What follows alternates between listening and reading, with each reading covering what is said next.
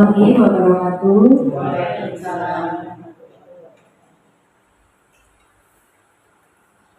Pertama-tama, sebelum memulai kegiatan diseminasi budaya positif, marilah kita panjatkan puja dan puji syukur kehadirat Allah Subhanahu wa Ta'ala yang senantiasa memberikan rahmat, taufik dan hidayahnya kepada kita semua, sehingga pada siang hari ini kita dapat mengikuti kegiatan diseminasi budaya positif tanpa ada suatu halangan apapun.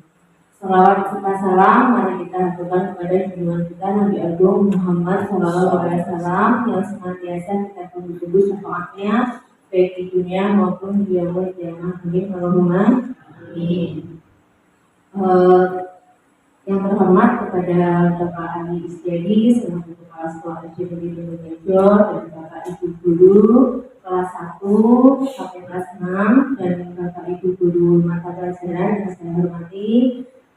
Terima kasih telah memenuhi undangan saya dalam mengikuti kegiatan diseminasi budaya positif SD Negeri Tejo. Sebelum saya menyampaikan diseminasi budaya positif, saya akan membacakan susunan acara, yaitu yang pertama pembukaan, yang kedua sambutan dari kepala sekolah, yang ketiga penyampaian materi, dan yang keempat penutup. Marilah kita buka acara pada hari ini dengan bacaan basmalah bersama-sama. Bismillahirrahmanirrahim. Semoga acara hari ini bisa berjalan dengan lancar dan bisa memberikan manfaat kepada kita semua.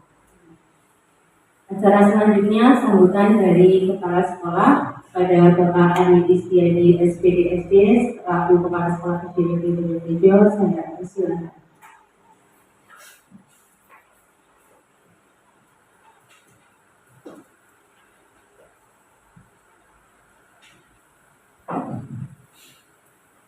Assalamualaikum warahmatullahi wabarakatuh.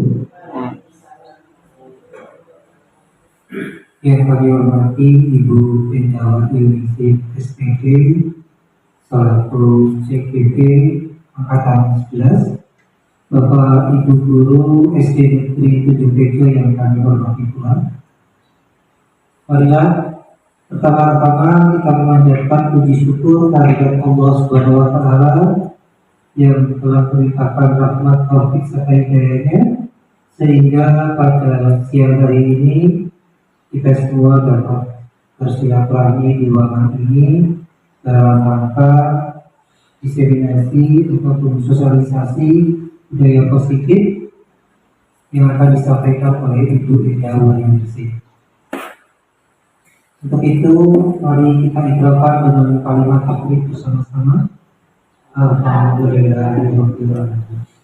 Salawat serta salam tak lupa kita aturkan kepada junjungan kita Nabi Agung Muhammad Sallallahu Alaihi Wasallam yang tentunya kita nantikan syafaatnya sampai yaumil akhir nanti. Bapak Ibu Guru yang kami hormati, pada kesempatan ini adalah kesempatan yang cukup berarti dan memiliki nilai positif pada kita semua. Mari kita ikuti bersama-sama dengan seksama. Mudah-mudahan materi ataupun inti dari yang akan disampaikan oleh Ibu Endawa Yunisi tentang budaya positif dapat memberikan kontribusi yang besar, dapat memberikan perubahan yang berarti bagi SD Negeri tercinta ini, yaitu SD Negeri Tejo. Senantiasa saya secara pribadi dan tentunya Bapak Ibu Guru dari SD Negeri Tejo akan senantiasa mendukung, memberikan bantuan baik material maupun spiritual untuk Ibu Enda yang melaksanakan program CGP Guru Penggerak Angkatan 11 Kabupaten Purworejo. Semoga harapannya Bu Enda dapat melaksanakan kegiatan ini dengan lancar dan dapat selesai menyelesaikan program dengan hasil yang memuaskan dan tentunya memberikan nilai positif ataupun perubahan yang baik kepada SDM di Gunung Tejo. Demikian yang dapat kami sampaikan. Ada kekurangannya saya mohon maaf. Wabillahi taufiq wal hidayah. Assalamualaikum warahmatullahi wabarakatuh.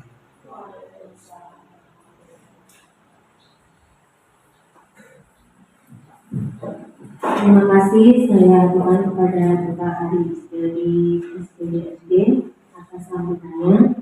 Acara selanjutnya yaitu penyampaian materi. Tujuan dari diseminasi hari ini yang pertama yaitu satu, mendapatkan pemahaman baru tentang budaya positif di sekolah. Yang kedua, memahami konsep disiplin positif untuk mewujudkan murid sesuai dengan profil pelajar Pancasila.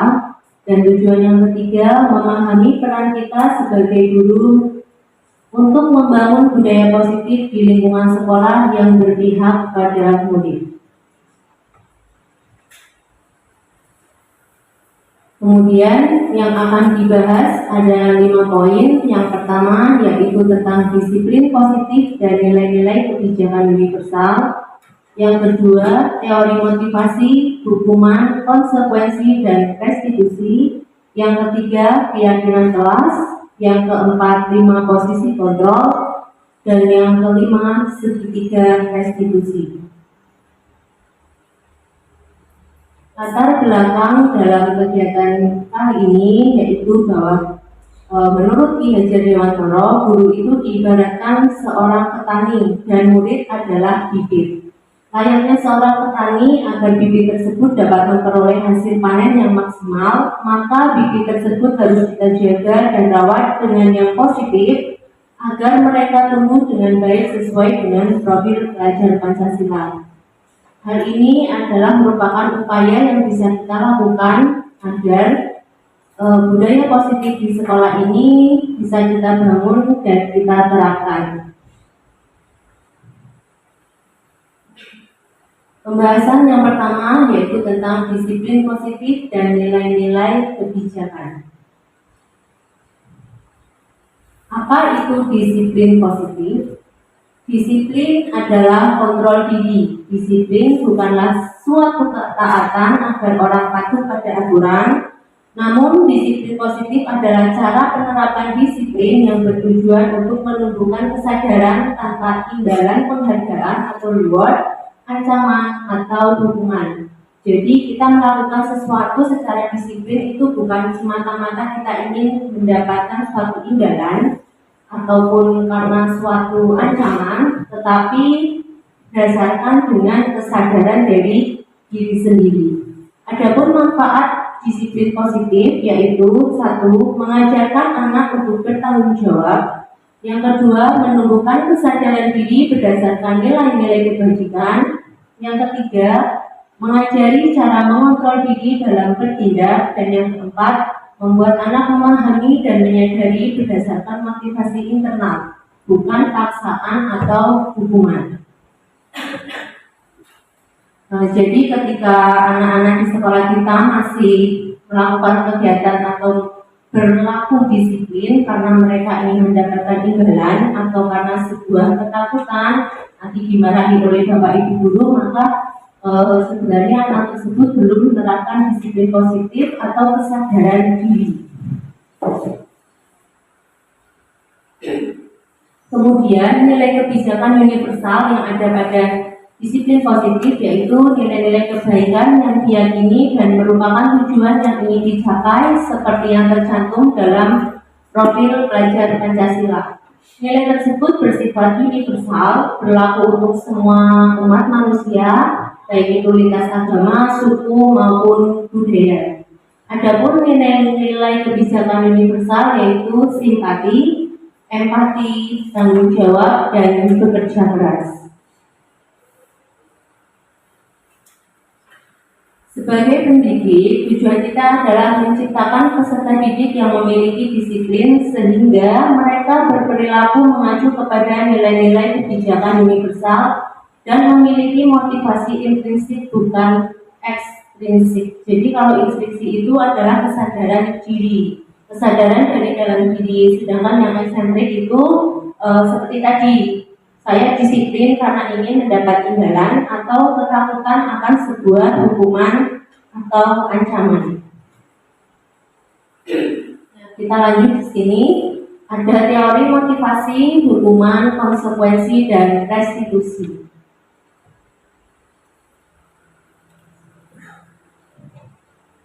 Apakah anak melakukan sesuatu itu karena sebuah motivasi, hukuman, konsekuensi, dan restitusi? Bagaimana kita nanti menindaki sebuah perilaku atau kesalahan anak? Apakah kita memberikan mereka sebuah hukuman, atau kita memberikan mereka konsekuensi, atau kita melakukan restitusi? Di sini ada studi kasus. Pertama, pemberian hukuman dapat mendisiplinkan murid. Kemudian, pemberian hadiah dapat meningkatkan motivasi belajar murid. Apakah Bapak Ibu setuju atau tidak setuju dengan pertanyaan tematik tersebut? Pemberian hukuman itu dapat mendisiplinkan murid. Gimana Bu Rosi? Kalau yang hadiah biasanya kalau seringnya terus motivasinya Berarti setuju atau tidak setuju? karena ceritanya yang dapat disetuju. Setuju. Bapak Ibu yang lain?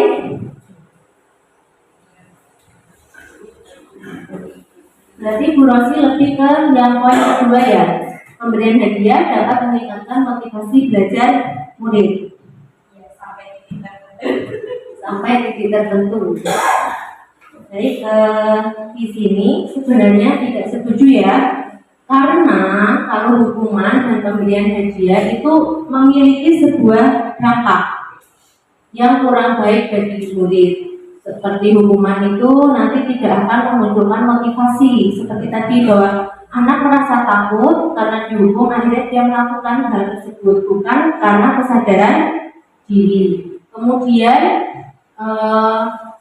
anak cenderung melakukan dengan terpaksa dan merasa terbebani. Jadi motivasi yang muncul di sini bukan motivasi semata-mata karena saya memang ingin melakukan itu karena kesadaran diri, tapi karena ada sesuatu yang ingin didapat. Nah, Bapak Ibu, pernahkah kita berpikir bagaimana kita berperilaku selama kita menjadi seorang guru? Lalu motivasi apakah yang mendorong kita untuk melakukan sesuatu? Apakah karena adanya dorongan dari luar seperti menghindari rasa sakit atau mendapatkan hadiah atau pengakuan? Misal saya selalu datang lebih awal karena ingin mendapat pengakuan dari Bapak Aris selaku kepala sekolah bahwa saya itu adalah guru yang disiplin dibanding guru-guru yang lain. Atau memang Bapak Ibu melakukan hal tersebut atas kesadaran diri sendiri sebagai seorang guru untuk menanamkan disiplin positif pada diri sendiri yang nantinya akan dicontoh atau dipelajari oleh peserta didik. Kira-kira selama ini Bapak Ibu guru melakukan sesuatu itu dengan motivasi yang mana? Kesadaran diri, bukan karena ingin mendapat imbalan atau ingin mendapat penilaian yang baik dari atasan atau orang lain. Seperti yang tadi sudah saya sampaikan di awal, bahwa motivasi eksternal itu untuk menghindari ketidaknyamanan atau hukuman, untuk mendapat imbalan atau penghargaan dari orang lain. Sedangkan tadi Bapak Ibu guru menjawab bahwa Bapak Ibu guru selama ini menjadi orang yang diinginkan dan menghargai diri sendiri dengan nilai-nilai yang mereka percaya, maka motivasi yang sudah diterapkan adalah motivasi internal. Nah, di sini mari kita bahas antara hukuman, konsekuensi, dan restitusi. Ternyata hukuman, konsekuensi, dan konsekuensi itu hampir mirip, namun ternyata berbeda.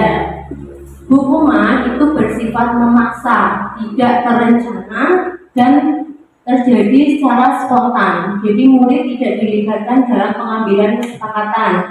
Hukuman diberikan bisa berupa fisik atau psikis. Jadi diberikan itu secara mendadak ketika anak itu melanggar sesuatu.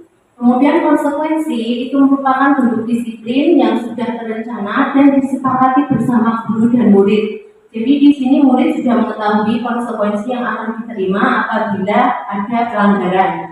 Pada konsekuensi murid tetap dibuat tidak nyaman karena ini jangka waktunya pendek.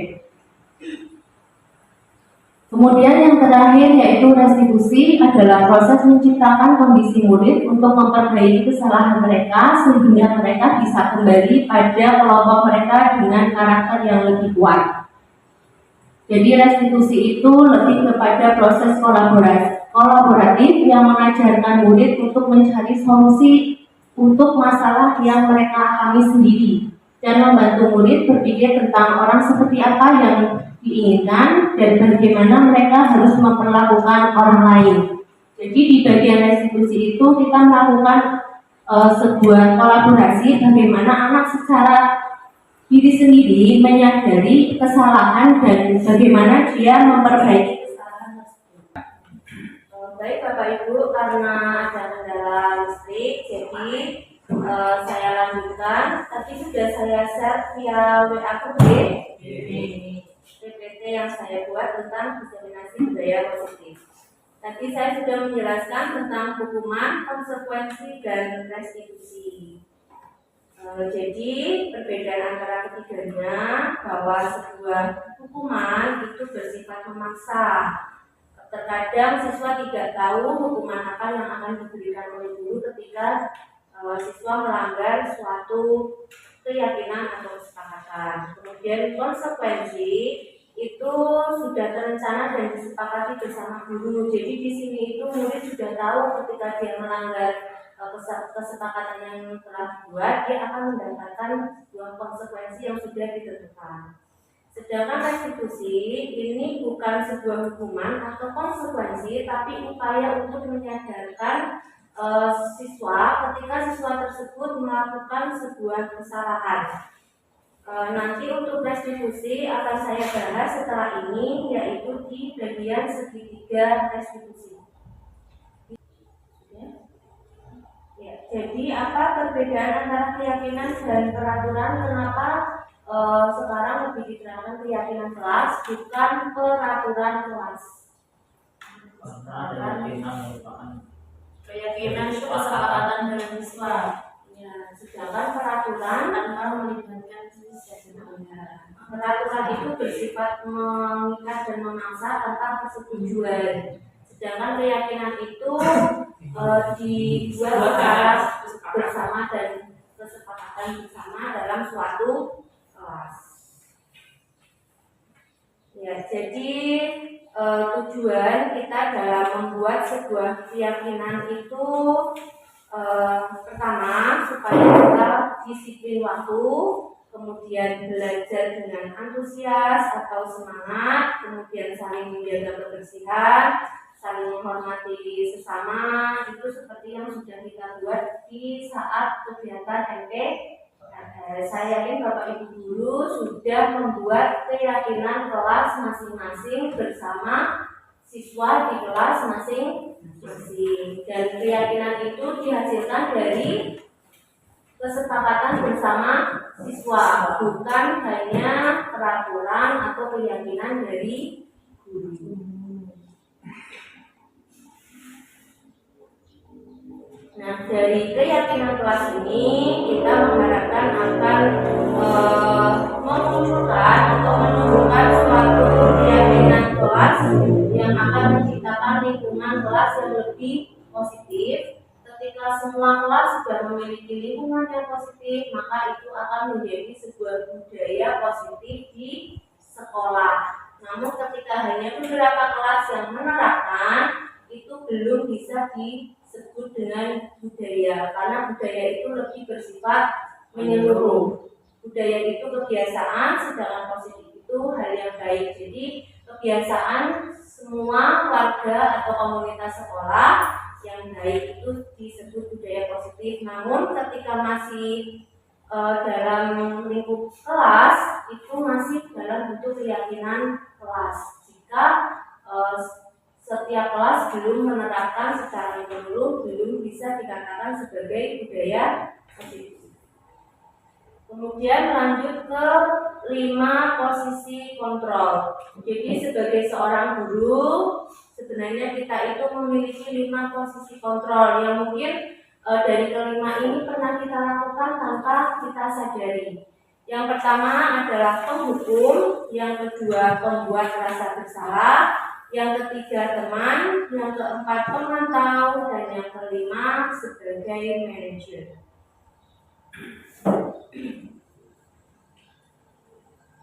Sebagai penghukum, ini ketika Bapak Ibu guru ada siswa yang melakukan pelanggaran, ini berkata, awas ya kalau kamu melakukan ini lagi, nanti Bapak akan seperti ini. Dan konsekuensinya atau dampaknya pada murid, ini nanti murid akan mengulangi kesalahan, apalagi jika hukumannya itu bukan hukuman yang terlalu berat. Misal tadi hukuman itu kan tidak ada kaitannya dengan pelanggaran, tidak mengerjakan PR, kemudian disuruh menyapu. Terkadang ada siswa yang lebih memilih nggak apa-apa lah menyapu daripada disuruh mengerjakan. Mengerjakan juga belum bisa. Nah itu nanti dampaknya siswa tersebut akan tetap mengulangi kesalahan. Kemudian membuat orang merasa bersalah. Ini seperti, ayo jangan berisik, nanti ibu menjelaskannya bisa terganggu. Tolong ya bantu ibu. Nanti kalau kamu berisik terus, guru yang disalahkan kepala sekolah. Nah itu sebenarnya bukan sebuah nasihat, ini lebih ke membuat orang merasa bersalah bahwa ketika guru di kelasnya ditegur itu salah dari siswanya. Kemudian sebagai teman, ketika seorang guru di kelas itu menyuruh siswa mengerjakan, kemudian siswa tersebut bercerita atau tidak menyelesaikan pekerjaan, guru berkata, kenapa kamu tidak mau? Ayo bantu ibu. Nah, terus ayolah lakukan demi ibu. Ini merupakan posisi sebagai teman. Karena antara guru dan murid itu kurang ada batasan. Jadi dampaknya ini nanti anak menjadi tidak mandiri. Bu, tolong bantu, atau gurunya juga kadang sering mengatakan hal seperti itu sehingga siswa juga meniru.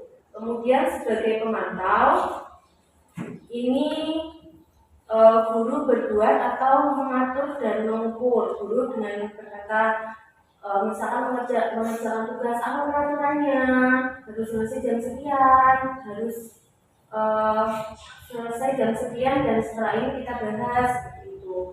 Dan ini dampaknya di murid nanti menitik beratkan pada sanksi atau hadiah untuk dirinya. Nanti kalau yang selesai dulu akan beri reward seperti itu. Kemudian sebagai manajer itu guru bisa dengan berkata, apa yang kita yakini, apa yang bisa kamu kerjakan untuk memperbaiki masalah ini. Kemudian dengan memberikan sebuah penguatan secara pribadi, bagaimana siswa tersebut bisa mengatasi atau memperbaiki keadaan. Jadi di sini siswa itu diajak untuk mengevaluasi diri atau menempatkan dan memperbaiki dirinya sendiri dengan melakukan kolaboratif tadi. Jadi identitasnya itu ketika kita berada di posisi sebagai penghukum atau pembuat orang merasa bersalah, ini dampaknya pada murid akan tetap mengulangi kesalahan. Kemudian ketika murid kita salahkan, itu nanti murid akan merasa rendah diri. Ya, apalagi ketika kita menyampaikan kesalahannya di depan teman yang lainnya. Kemudian ketika kita sebagai teman untuk siswa, ini juga siswa menjadi tidak mandiri atau tergantung. Menjadi ketergantungan ketika ada masalah, maka akan lari ke kita sebagai guru dan kita yang harus lebih menyelesaikan masalah yang terjadi. ketika pemantau ini dampaknya untuk murid menitik beratkan pada sanksi atau hadiah untuk dirinya. Dan posisi manajer ini yang kita harapkan semoga Bapak Ibu SD Tunjung Tejo itu bisa memiliki posisi sebagai manajer, di mana ketika siswa melakukan sebuah kesalahan, siswa diajak mengevaluasi diri dan diajak menemukan bagaimana caranya menyelesaikan masalah yang sudah dihadapi atau memperbaiki diri.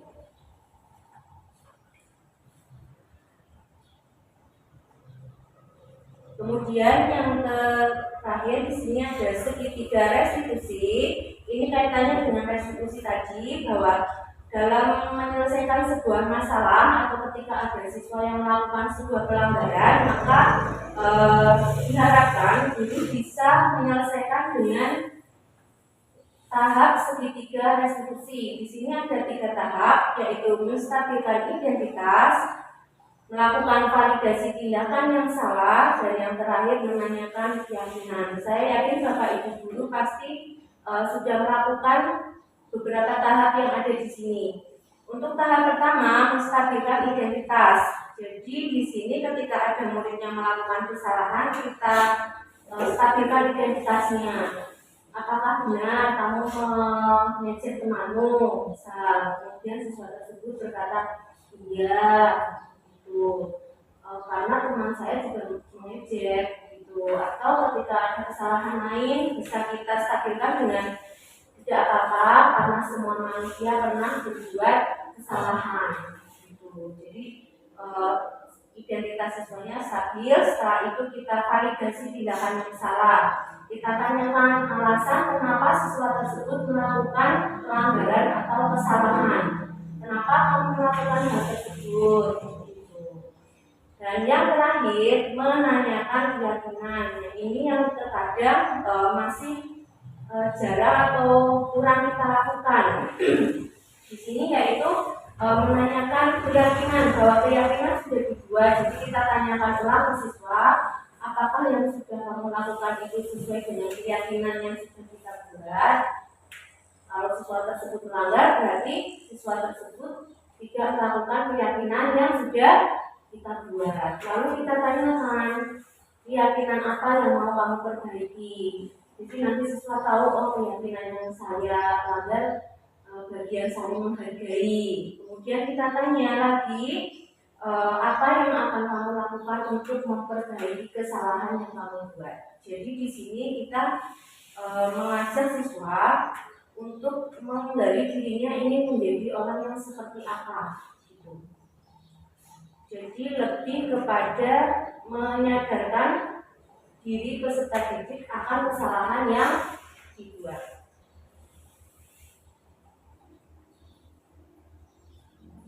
Kemudian di sini hal yang terakhir adalah mari kita melakukan sebuah refleksi dari apa yang tadi sudah saya sampaikan. Yang pertama, hal baru apa yang mengubah sudut pandang Bapak Ibu tentang budaya positif hari ini, yang mengubah pandangan Bapak Ibu yang awalnya seperti apa, kemudian ternyata ada hal yang saya lakukan itu kurang tepat.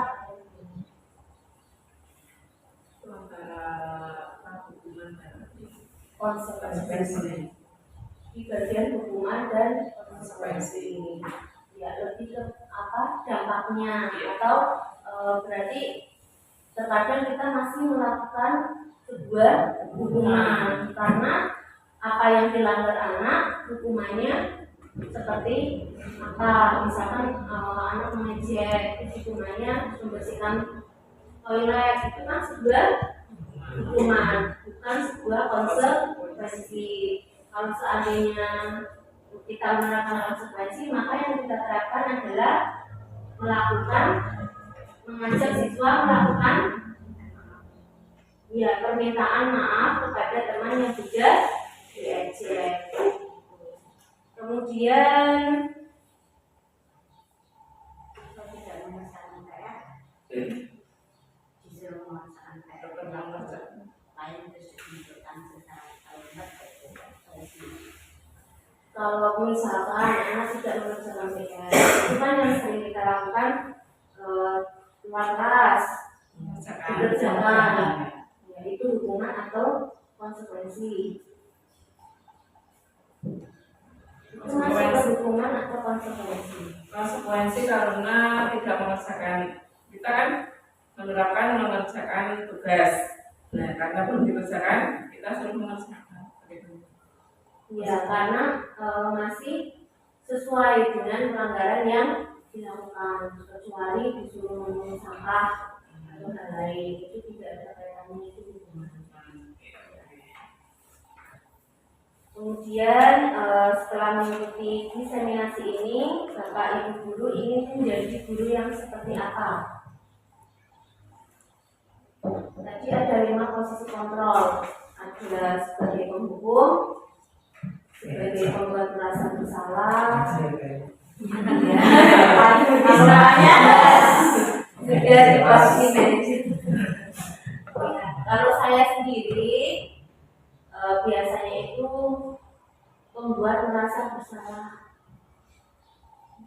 dan saya baru menyadari ketika saya mempelajari modul ini. Oh, ternyata posisi yang biasanya saya lakukan itu membuat merasa membuat merasa bersalah. Kalau kamu seperti ini, nanti orang tua kamu akan malu.